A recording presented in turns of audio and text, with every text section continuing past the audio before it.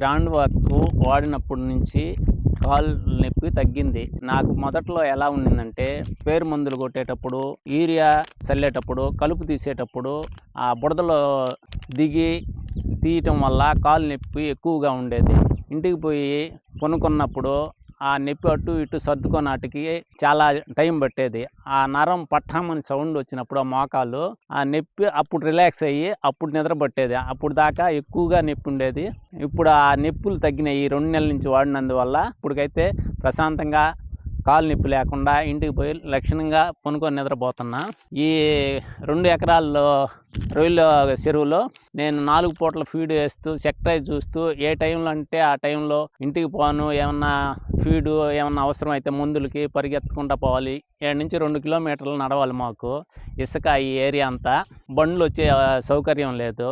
దానివల్ల నొప్పి ఎక్కువగా ఉండేది. ఎంత నొప్పి ఉండా కష్టపడిందే తప్పదు కాబట్టి మేము రోజు కష్టపడుతూ ఉండేది. ఆ నొప్పి వల్ల బాధ ఎక్కువగా ఉండా కూడా ఓర్చుకొని చేస్తూ ఉన్నాం.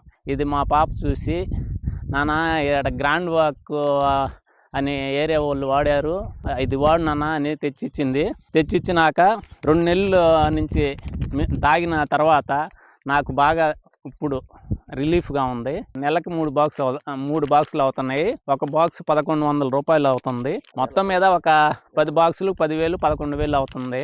హాస్పిటల్కి పోయి తిరిగి ఒక నెలలోనే 10,000 అవుతుంది. ఎక్స్రేలు, స్కానింగ్లు, డాక్టర్ ఫీజులు, మందులు ఒకసారి పోతే 7-8,000 అవుతుంది. ఈ మందు వాడినప్పటి నుంచి హాస్పిటల్కి అయితే పోలేదు. ఈ బాక్స్ ఇలా వస్తుంది, ఒక గ్రాండ్ ఒక ప్యాకెట్. దీంట్లో 10 ప్యాకెట్లు ఉంటాయి అలాంటివి. ఇది రోజుకు ఒక ప్యాకెట్ లెక్కన కట్ చేసి 250 ml వాటర్ తీసుకొని దాంట్లో యాడ్ చేసుకోవాలి. ఇలాగా